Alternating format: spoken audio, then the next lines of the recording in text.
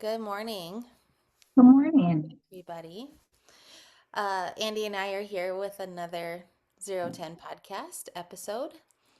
And she called me yesterday, I think, and said, "Hey, I tried to listen back to an old episode because we're doing some new things and doing some throwbacks on our social media of episodes that we recorded.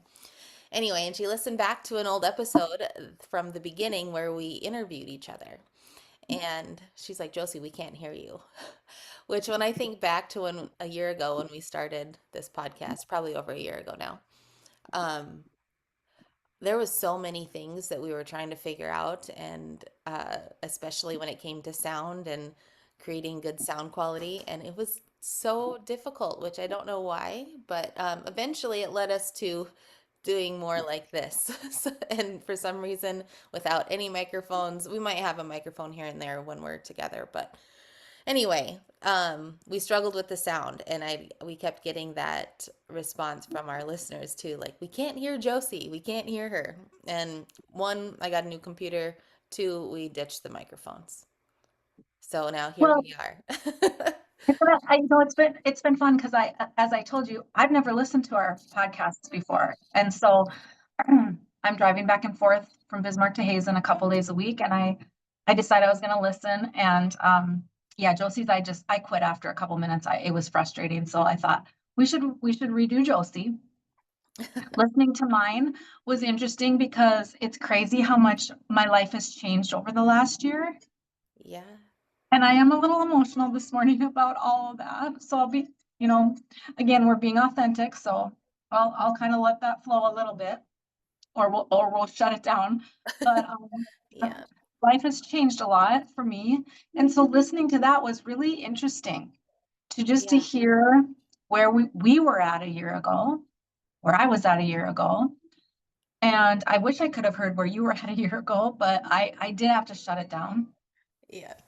But I have realized too that I think our podcast, we one of our main goals was to be authentic. And I think that without all that equipment that we were using, we've become more authentic. Yeah, probably. As I've listened Probably. to them, yeah, Well, it's not like we are around microphones all that much. Now, if I was like, I don't know, yeah, working in the journalism or in, something along the lines of having used to having a microphone in front of you, I might feel different. But not that it didn't change anything per se, but I would say I was more thinking about, like, can they hear me, or where's the yeah. where's the sound settings at and all that. And we just gave up on it all, and it actually sounds better, which is totally Andy. Like, you're like, it's not working, like we got to switch it, and then we do. And I'm like, well, it's got it, like everyone else has these microphones and has this stuff, and you're like, that's maybe that's just not us, and it's okay. Well, and I think that could be true, but also like think about it right now. You are in a space that you're comfortable in, and authenticity I think would come through in that, right? And I'm at Karma Vita in Bismarck, which is of course my creation Yeah, and my it's true. second home for the last almost 8 years. And so um there's a comfortability in that. For sure. Yeah. So That let's makes talk sense. about Dr. Josie today. Okay. And I don't even remember. I came with no notes last time we had notes, which was great. But I come with no notes, and I couldn't listen to the podcast. I don't remember what we talked about, but so let's just let this flow. Um, why don't we start really with like your childhood? Sure. So I am the oldest of four. I grew up in Ralph, South Dakota on a ranch and attended, well, yeah, so I guess before five, right? There was three of us in the house.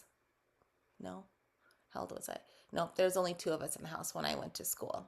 And then my brother would have been born shortly after that. So yeah, I still remember the picture of my first day of school with a red um, igloo lunchbox that was like the size of me, right? Like those big red and white lunch boxes. And I had a matching outfit with my hair pulled back in a braid. Like, I still remember all of that and being so excited for school. I went to they call it a one room schoolhouse, but technically it was a brand new country school. Um, the building was new. The country school was always there, but I was the first year that went into this new building that the teachers and everybody was they were very excited about. And yeah, I started kindergarten, and my mom had to sneak out the door, and I was very sad when she left. So I was a very shy little kid, actually, unless I was around people that I was very comfortable with. But I was pretty shy, and I had my friends, but for the most part, it was my siblings for a long time. We grew up, you know, just kind of away from people. So once school started, I, started learning how to socialize and be friends with my classmates. And we had our room was set up where it was an upper level and a lower level. So K through third or fourth grade were on the upper level, and then there was enough students to have a um, like fifth through eighth on the bottom. So our school was K through eight, and I was there for um, till eighth grade. I moved to town school at eighth grade, which is 40 minutes um, from my home. So we went from 35-ish students in kindergarten down to 5 students when we decided to leave. And as we decided, because there was my brother, my sister, and I, and then the teacher's kiddo and one other neighbor girl. So there's 5 of us there. Once they decided, or we decided that it was time to go to town for our family, then they closed the school. So yeah, so then I went to town school, and whole different ball of wax going, you know, um, going to that that immensely bigger school experience. So, but yeah, my childhood was really great. We rodeoed. I was a ranch kid, right? So we had our bum lambs, and made money through our bums and taking care of little sheep. My grandma had some sheep. We always had a cow, so then we'd have a baby. Mine was red and white. We had 2 herd markers in our herd. Mine was red and white, and my sister's was a white cow with freckles and horns, and mine was yeah, Holstein something or other. Looked like a roping cow. Anyway, otherwise it was a herd of black cows practically. So we grew up getting a ranch or a cow check. That was kind of our money that we had growing up, and to go school shopping or to do whatever we kind of needed to do. But that was, yeah, I grew up with my grandma. Also, I should mention that my grandma, so our ranch is about 3 miles from my grandma's place. So we were very close with my grandma Louise, um, at her place all the time, working with flowers and mowing lawn and having root beer floats. Like we were pretty close. She really helped raise us, really, with how close we were. My grandma and grandpa at the time. My grandpa was still there. Oh, and my great grandma B was there. Yeah, which she'll come up later in this story, I'm sure. But they were they were the full population of Ralph, South Dakota, and with the zip code 57650. So we lived further away, but not part of Ralph. So Ralph had a population of 3 when I was growing up. Wow. Yeah, it was kind of fun. Yeah. So from Buffalo, so you rodeoed and we talked about that a lot when we were on our road trip, which that's we should do a podcast about our road trip because that was interesting. We had some fun. We didn't have a lot of fun, but we did have some We did fun. have a lot of fun. It was Yeah, good yeah. fun. It was Good work, but it adult, was fun. relaxing fun. Yeah. Yeah. But anyway, so you talked about you referenced rodeo a lot, and so do you still rodeo? I don't. No, so I yeah, knew it the answer was, to that. I did know the yeah. answer to that, but I thought, I do yeah. not. I do not rodeo anymore. I rarely even ride horse, and that's something that I have rode more in the last year than I have in a long time. But I loved rodeo, and it taught me a ton. It taught me a lot. I was always in team sports too. So there's that team aspect, but then the rodeo thing was very individualized, and it was good to have a mix of both, in my opinion. I was an active kid, and I liked sports, so that's something that really got me motivated in life in general. Like, I can't miss school because I would like to go to this game. Like I have a game today, I'm not going to miss school today. Like there was just a little bit of motivation behind sports for me. I didn't have to think twice about anything because I really enjoyed them. But yeah, rodeo was different. I started rodeoing when I was really young. My dad was a team roper. So, and he was in rodeo all through his high school years as well.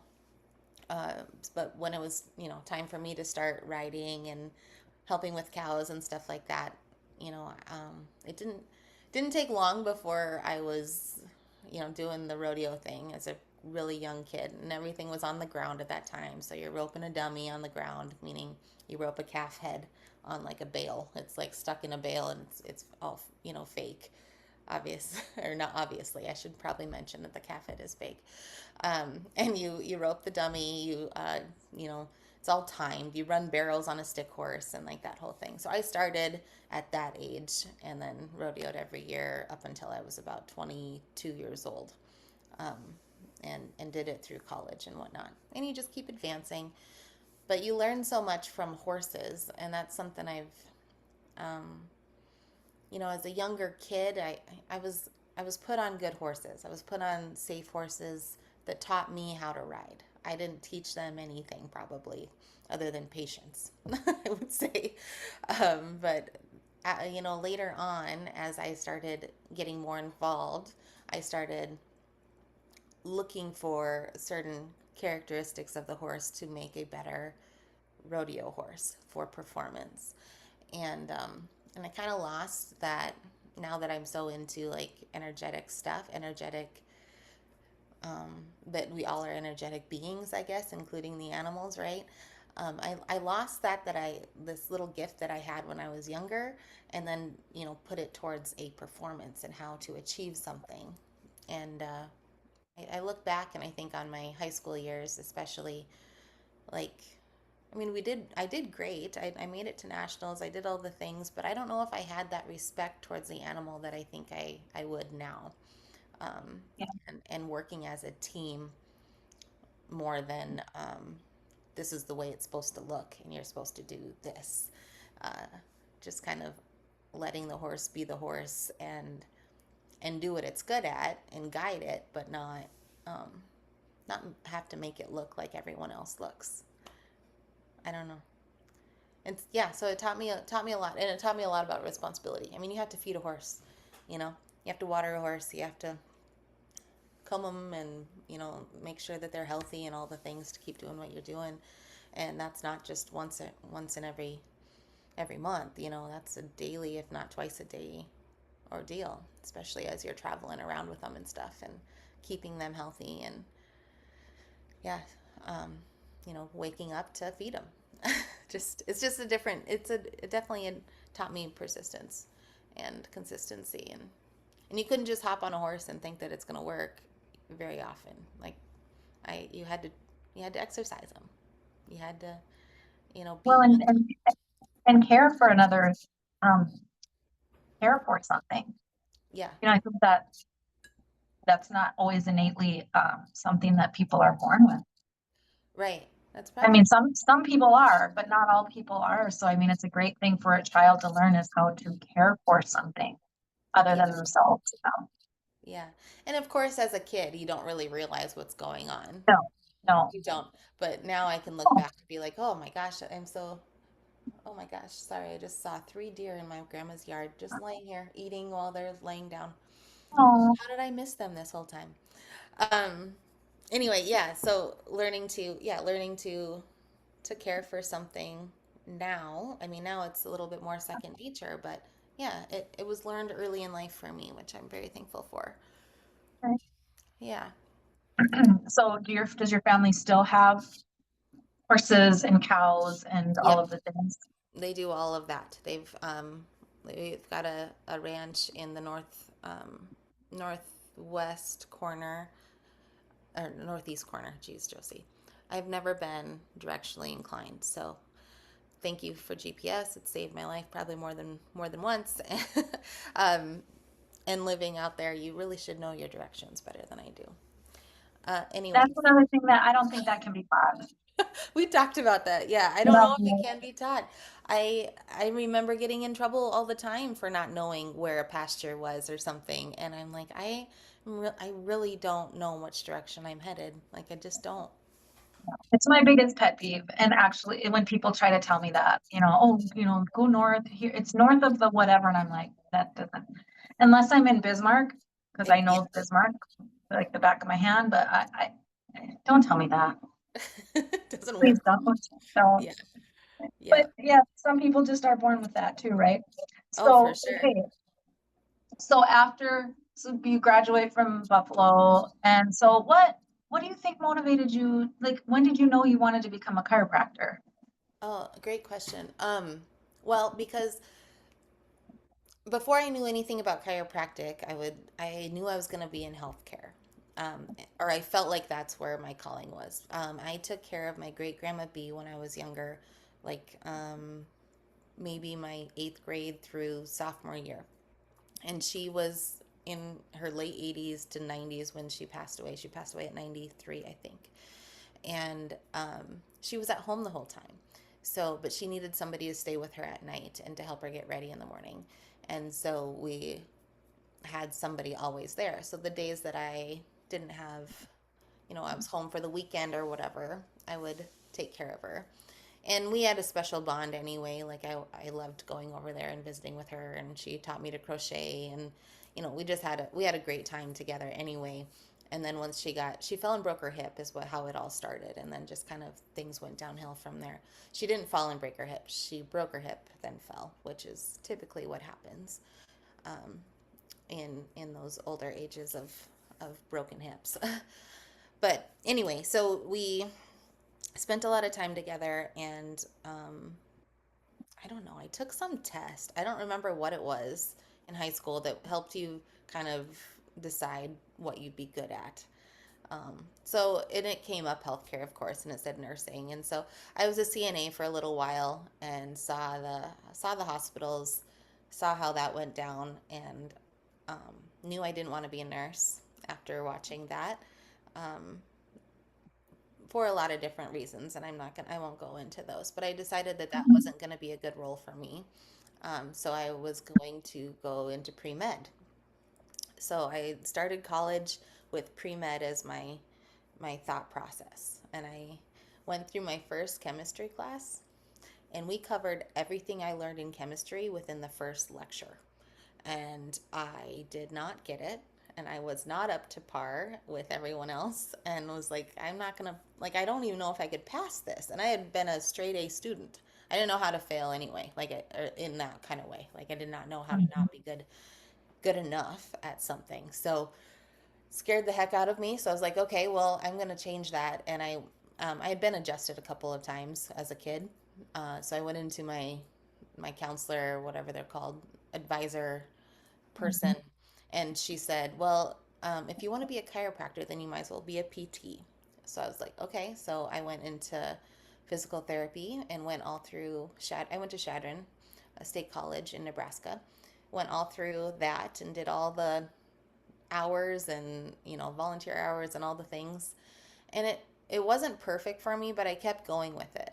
I don't know why. It's just one of those things that you look back on and you're like, okay, that was a lesson. Definitely, I had a lot of lessons learned in college, but that was one of them. It's not that I didn't enjoy the work per se, but it seemed like everywhere I went, I was just counting exercises for people. And I was like, my brain is unstimulated here already. Like, I can't imagine doing this for the next 30 years of my life. But I went through and applied to school and got an interview, and I actually didn't get in that first year. So I graduated with a human biology degree, which meant I was going to look through a microscope at something, and good luck finding a job anyway with that. And so I did home health right out after I graduated. I worked with another gentleman out of his home and took care of him 24/7, and or not 7, 24 hours. I had to, you obviously can't work 24/7, but anyway, when I was with him, I was there for multiple days at a time, 3 or 4 days at a time. And so when I was doing that for about 3 months, I realized I was living the life of a 90-year-old man who I truly adored, But he even Of looked at me course. one day and he's like, you gotta go. Like, we gotta figure out what's next for you as we're reading the paper together. Like, we enjoyed each other's company. He's like, but he's like, you've got other things going on. Like, you need to figure out what's next for you. And so, shortly after, I got a phone call from a chiropractor and I didn't know him. I still don't know who he is today. But he's like, hey, your story sounds quite similar to mine. I heard through the grapevine, through, friends and friends' family. And all of a sudden, it got to this chiropractor of my story. And he's like, um, you should be a chiropractor. And I said, oh, that's interesting because I thought about being a chiropractor years ago. And he said, well, if you went through all the prereqs for PT, he's like, you should be able to get in, no problem. It starts in July, and this was June. Um, a new trimester starts in July, and you could start at Palmer College of Chiropractic. Never been there. I was like, okay. So I applied, got in, and all of a sudden you wake up and you're practically in school. And then from there on, it's just been, I mean, that was a God thing to me. Like, that was totally Mhm. a God thing. And I knew nothing when I showed up to chiropractic school. I had no idea what it truly was about. And my roommate, actually, at the time, when she saw me second trimester, so I made it through the first trimester, you take a week break and then you come back. She's like, I honestly didn't know if I would see you again. She's like, you didn't know anything. And I'm like, I know nothing, but here I am, clean slate. Like, let's just teach me all the things. So it was wonderful. Chiropractic school was a great experience and it saved my life in so many ways. So Yeah, I've heard you say that a couple yeah, times. yeah, not just the health aspect, but faith in general and all of it just kind of opened my eyes. Awesome. Yeah, So, okay, so you're through chiropractic school. yeah. How did you get to Bismarck? I got to Bismarck because it was a job offer Yeah, of somebody that I knew, and um, I was in California at the time. I had been doing my internship out there with the chiropractor, and he taught me a lot too. But at that time, I had lost a couple of people in my life that were very important to me. Older, like my dad's age, a cousin, and then a my grandpa passed away while I was in school, and then I had my grandpa's brother passed away as well. So I guess there was three that passed away while I was in chiropractic school, and I wasn't able to come home. I didn't. I didn't come home for one of the or for two of the funerals, and I obviously made it back for my grandpa's, but it was hard to come back, and I was like, I don't want a vacation home, and I just felt like I needed to be around. So I wanted to come back to I was homesick. I wanted to come back to the Midwest and be around my family. So I did, and I got a great job actually, and learned a lot from my first mentor boss, and then decided to open up my own practice after a couple of years of that.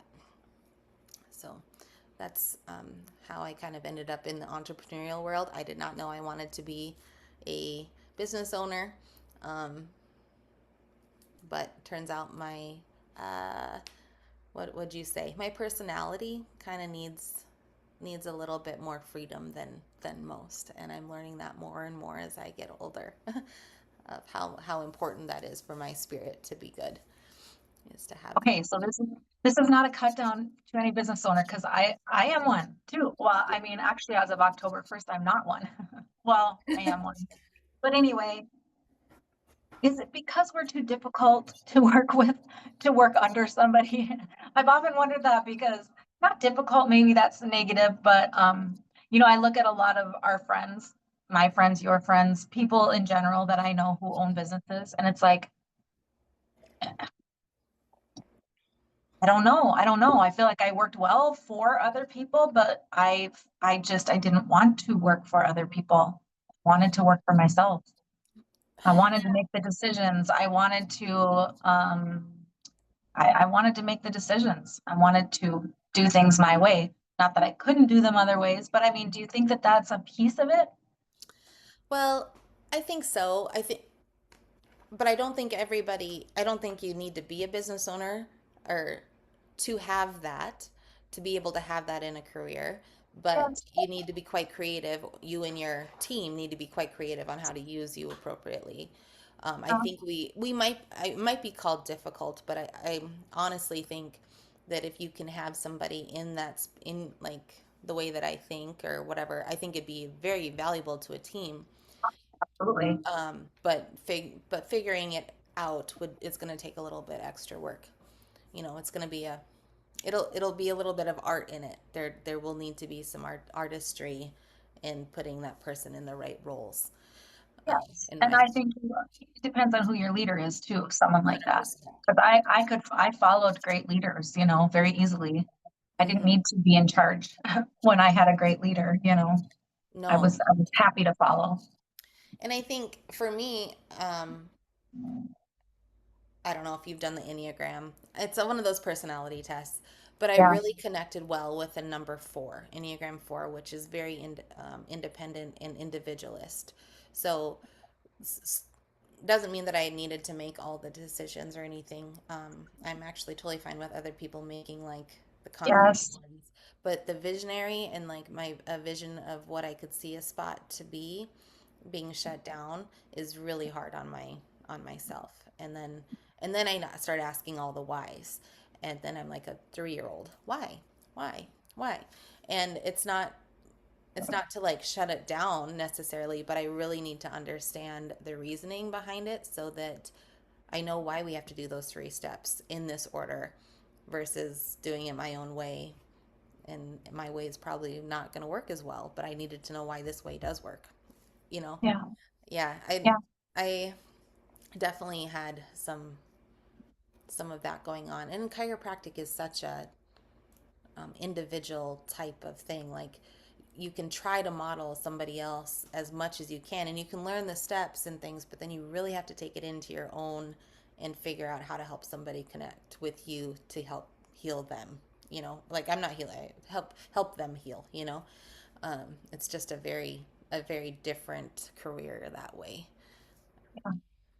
Um, so yeah, but I didn't know that at the time. I was still trying to do ABCD, EFG, steps 1, 2, 3. So yeah, Yes. I ended up being a business owner and was thrown to the wolves. That's how I met you. That's like when I met you, when I was like, Me oh too. my That's why I gosh, met what you. the heck am I Yep. doing?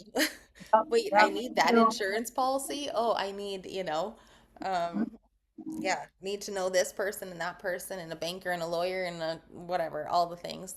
Yep. She's like, oh my, I didn't think it was going to be quite like this, but gave me a new respect for any business owner ever.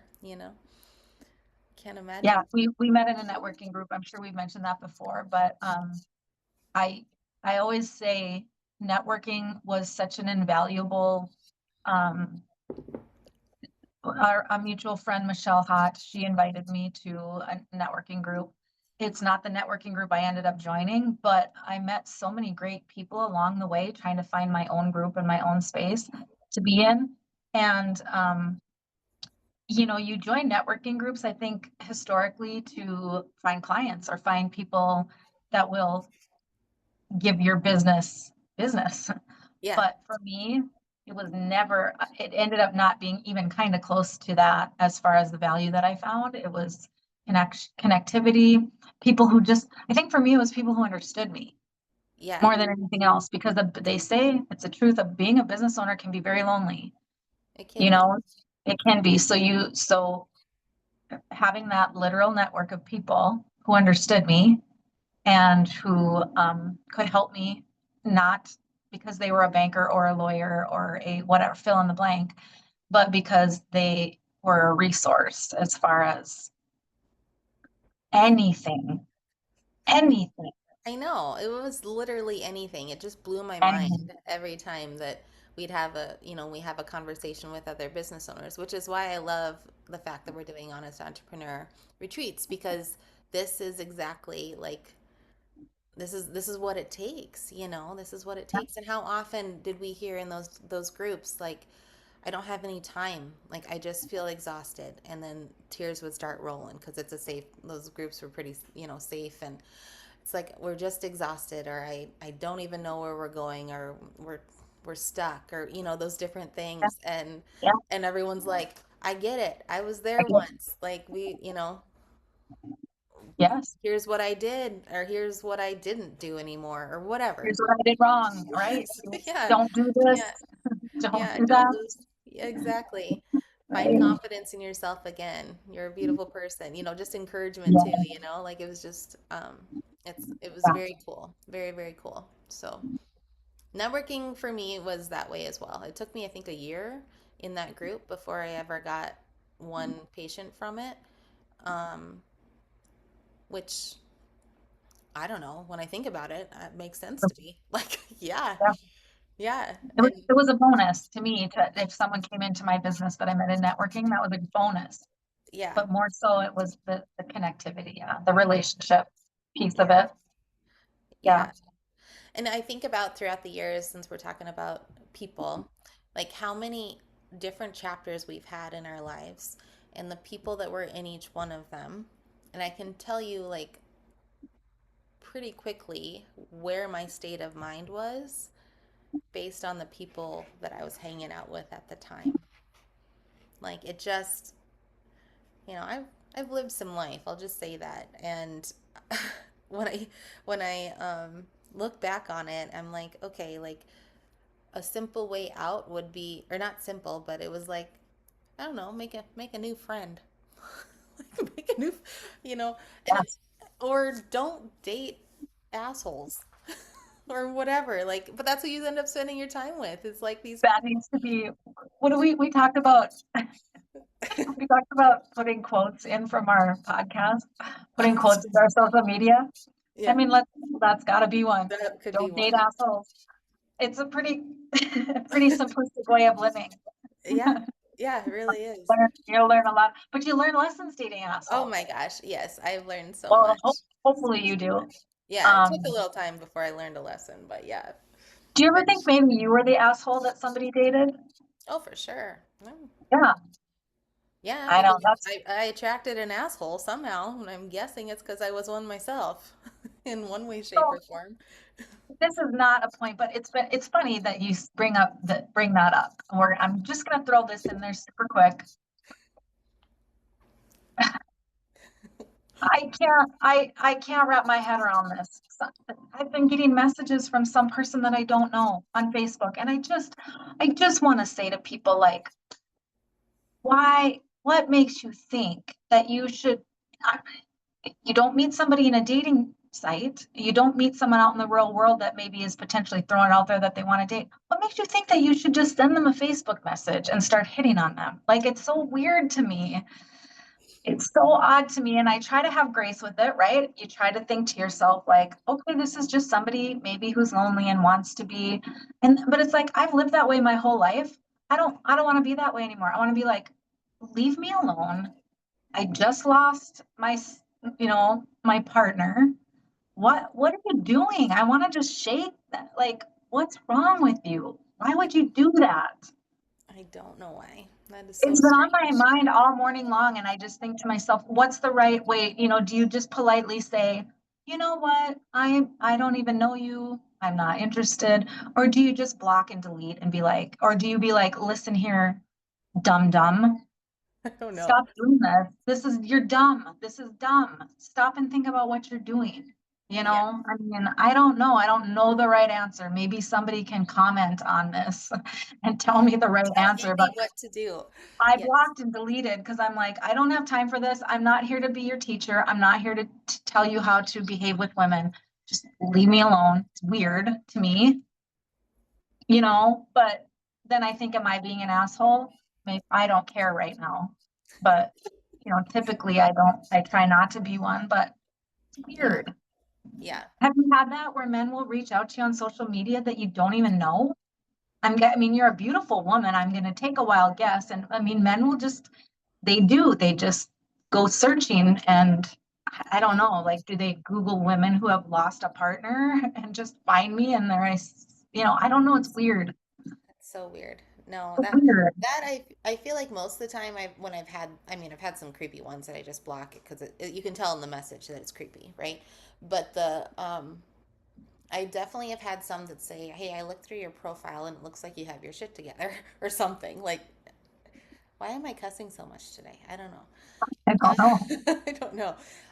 Anyway, it looks like you've got your Yeah, you're together, and wondering if I could take you for coffee or something. And I've definitely had those before. I've had the creepy ones before, but it seems like the ones that have been reaching out more are from the area. So it's not like some random person from Florida or something. It's somebody in the area, and that's kind of, I don't know. That doesn't feel quite as bad. Where I can say, hey, I'm not looking, or you know, I I'm not looking now these days, but yeah, I don't know. Like I feel like a well thought out message to reach out doesn't seem so bad, because I've seen their dating sites are a lot like ours, right? Where it's just like, this is not good. It's not, like the intention is there for not for long-term relationships, even though they might say it. You can read through and understand, or even just sense by their picture. I've had some people find me on a dating site but not respond there and find me on Facebook. I've had that too, but I'm not on dating sites. Well, I'm not yes, even, not, but anyway, we're yes, sidetracking, but when you bring up dating, I just think to myself, I've always had the thought process of like, we're all just out there. Well, when I was in the dating world, we're all just out there trying to find a connection. So I've always had grace with that. And I've been thankful for men who have had grace with me in return. Like, we're not a match, we don't fit, but like, good luck to you.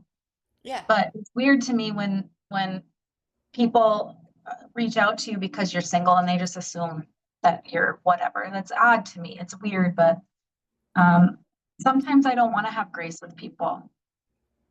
I'm grieving, I'm grieving right now. yeah.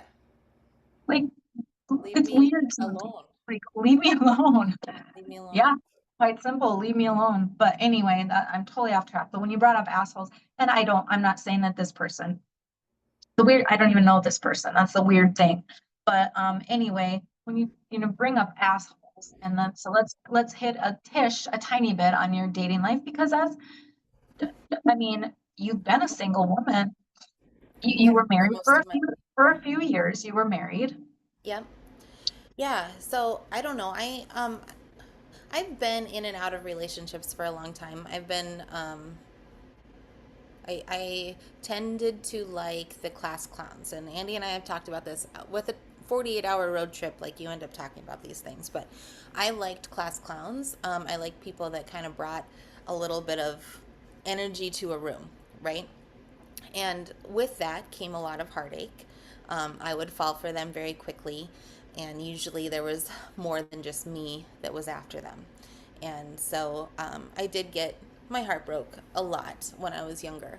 And I've always liked the energy of men, and we talk about that. Like, um, they're they're just fun, and they're guys, and they're chill, and usually let things kind of roll Men off are their back. usually they're usually way more fun than we are.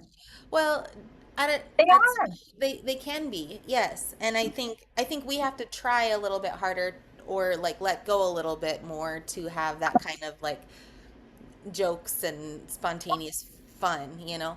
Um, at least that's what I've experienced. I'm not Me saying, too.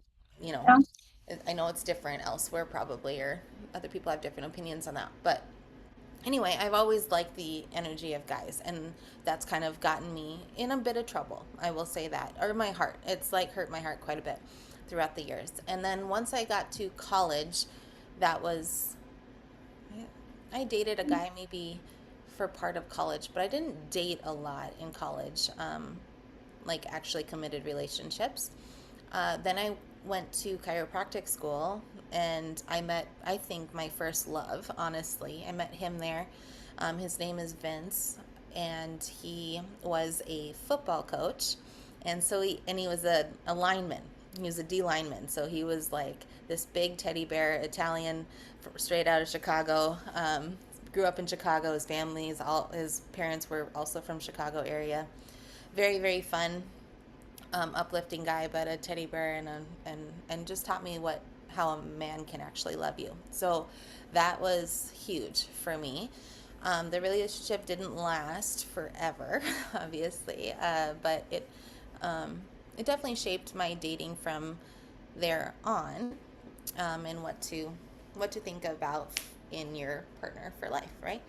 So I did when I got to Bismarck then, so after chiropractic school, when I came to Bismarck, I dated a couple of different times, and then I met my soon to be or my husband, my ex husband, and married him after about I think it was a year and a half by the time we got married, but we got engaged with like it was a year probably, and then engaged for maybe 6 months, and we got married that January in 2020, and then we split up in 2022. And then I moved back to Bismarck. So he was from Linton, North Dakota. So we moved to a farm. I lived on a farm for a while out there, and that's when I had my satellite office. When I was in business, I had my office in Bismarck and my office in Linton, North Dakota. So right around the Strasburg, Linton area, right around the farm there, and yeah, so after we split up, then I've dated a few times, but they've only, like I no more flings and or no, I don't want to call them flings, but like if I knew it wasn't going to be something, I was just out right away. Like I just didn't. I had great girlfriends. I had all sorts of people I wanted to hang out with, rather than spend my time with somebody that I knew wasn't going to go anywhere when it came to men. And I found that the older I've gotten, the harder it is to have guy friends. It just doesn't work so good for me. I know some people can do it, and you know, kudos. That's great. Yeah. But Yeah. I had a hard time with that, and I most of the time the men that I was around were married, to my girlfriends, and so it Yeah. was, just it was just a bit different.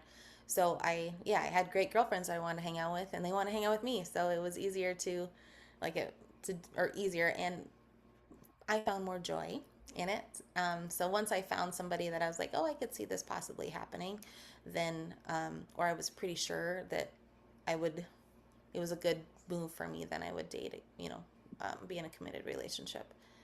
So I've had a few of those since my marriage, Yeah. and they've been wonderful. I can't Yeah. say that I don't regret any one of them. Learned some stuff, and yeah, enjoyed my travel. Most of them, they need to know how to travel or want to travel. Otherwise, it just doesn't really work for me. And so, so those things, I got to travel with somebody a few times and enjoy the world, or more. I'll say the United States. I don't think I ever went out of the country with a man yet. Period. I haven't. Yeah. Yeah, but it's yeah. Dating life has been interesting, but I think probably one of the biggest reasons why are things that where I learn my most lessons in life is has been through that. So that must be what I came down to this earth, to figure out a little bit more, and poor little spirit. It is interesting dating and it is interesting being a grown adult woman and dating, it's, Yeah. it's interesting. Well, it's different now because when I was younger, it's like this is going to happen. Marriage is going to happen. You're going to have a family, and not that that is wrong at all, but for some reason now I'm like, that's just all a bonus to me. Like if any of that stuff starts to happen in my life, like I'm good anyway, you know. However it turns out, like I just feel content. I don't know. Yes. That I took time. like how you touched on female friendships being being content or being, just being a part of your life that you find joy from. And I may have mentioned this before, but I have found that as I've gotten older, um, mostly with the dissolving of my longest relationship, but I just realized how important female friendships are to me. And it's not that they hadn't been previous to that, but I just I put them in a different category. once I wasn't putting all my effort into a relationship and I really could focus on my female friendships, I realized they just feed your soul in a different way when you can connect with other females. Yeah. And yeah. And I And think, when I say they're more fun than us, I don't, that wasn't maybe true, but men, it's easy for, I feel like men just come to the table with this ease, right? And women, when you put yourself in with the right women, that I find that same ease in myself, right? yeah. But sometimes you walk into a room of women where maybe you don't feel that, and then the guard is up, and I don't. It's not as easy for me to be my authentic, dorky, weird self. But yeah, men kind of carry it easier than we do. Maybe is what I meant by that. But when you put yourself with the right group of women, gosh, it can be a ton of fun, So right? fun. Yeah. So fun. No, Yeah. I totally agree. I have a trip coming up um, here in December. I'm trying to decide when to leave still. Oh, I have not made the choice on that. Again, Andy, I have this trip coming up in December with a girlfriend. And so I know that I'm going to Spain in December, but I'm trying to decide because I have the month of November that's free if I should go early. Anyway, so this is something maybe that we can learn from. Um, but I keep going to buy that ticket and I can't push yep, purchase. yep. So, and I still don't know. I'm still praying on it. I still don't know if it's the dates that are wrong or the intention on why I'm going is wrong. Like, I don't know what's going to do it where one day I'm just going to like buy the ticket. But there's some resistance there that I haven't pushed through because I don't think I'm supposed to. And but I don't know if I figured it out yet or if I know that the answer is that I'm not going. Like, you know what I mean? Like, I don't Right? know exactly. I'm You may still not leaving it know. open because I do want to go hang out with my girlfriend, but I don't know when I'm leaving yet, so we will Well, see. I had that with Jerry too when we were supposed to go to Michigan in August. And I started looking at flights in like April and I kept not buying. And he kept going, "Why are you not buying the tickets?" I'm like, "I don't know. I guess we're gonna drive. I don't know. I'm not sure why." And every time I'd go in, well, I mean, sadly, he passed before we would have actually gone. But I mean, and maybe that was why. I don't know why, but I think you have to trust that Yeah, when you go to hit buy. I was going to do a juice cleanse actually recently and I put it all in my cart and then I just like backed right out of there and I was like, it's not these products or it's not my time to do juice cleanse. I'm not sure which, but you yeah, have to trust that, yeah. trust the little things. And I really had to check in to make sure it wasn't like a fear of, do I spend that money right now? Or, like one of those insecurities, making sure it's not, and it's not. Yeah, I did it again, and seriously, the tickets are like $450 to fly to right, Spain. right. Nothing to do with the price of them or Yeah. anything. There's something else just there, and I don't know what it is yet. So we'll see. We will see what They'll what find out. happens. But They'll find out. yeah, so Yeah. traveling is a big part of my life. I guess that's a big Yes. piece You that love to travel. fuels my soul. What I do you just have think it is? Do you think it's curiosity, or do you think it's like the thrill of it or the anticipation of going somewhere fun? I mean, what do you think it is that actually fuels that? I don't think it has All of the anything to do above. with anticipation, because yeah, I wouldn't even say I'm excited about the trip coming up. Um, I feel great when I land, and I don't feel bad up into it either.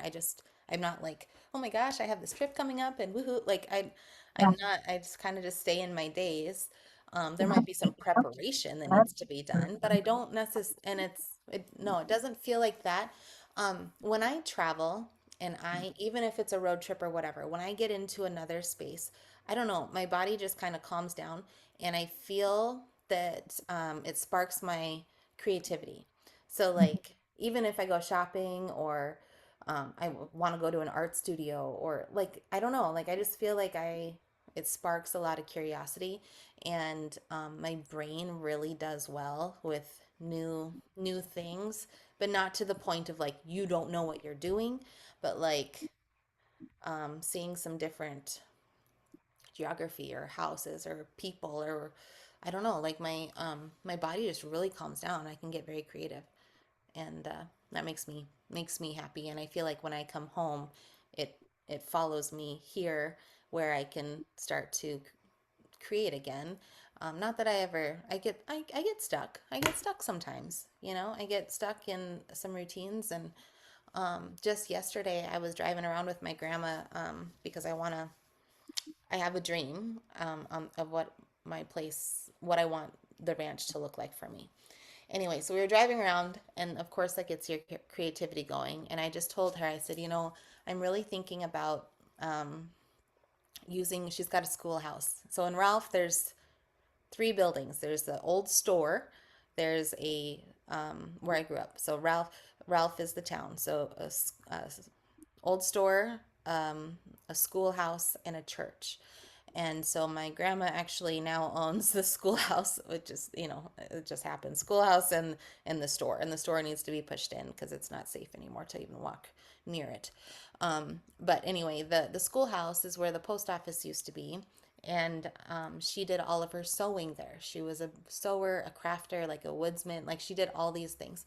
And I walked into her space on my way when I first came home, and I was like, I think this is where I would like to have my chiropractic office actually. And that didn't come into fruition. I didn't make that happen. But then when we were driving around, I'm like, do you think I could set up my yoga studio in the schoolhouse?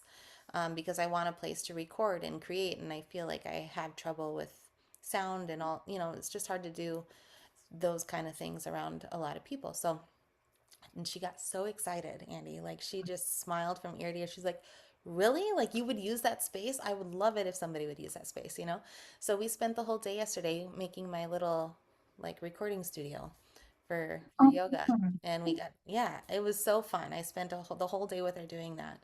And yeah, so just getting my mind, I was out driving around the ranch looking at trees and valleys and grass. And then pretty soon I'm creating a yoga studio in my grandma's schoolhouse. So again, that's all that the travel needs to be for me sometimes. yeah, It's more like it forces you to look at things differently a bit. Um, and but you can do it in your own home. You don't need to travel to do it. But agreed. I love the opportunity and I love that I get to do it and I'm grateful for that. Yeah. Okay, well, We're probably I way feel over. like we could do, I feel like we could do a whole nother episode on Josie. But yeah, we gotta go. I have a We gotta client in go. a couple minutes and Okay. you have some creative things that you need to do. Yeah, for sure. Um, Okay. so Well, thank thank you for kind of sharing some of you with us. Yes, And yeah, well, I mean, we've learned a lot about you over the last year and we'll continue to learn about more about you in the year ahead. for sure. All right. Enjoy the rest of your day. Thanks, Josie. You Bye. too. Bye.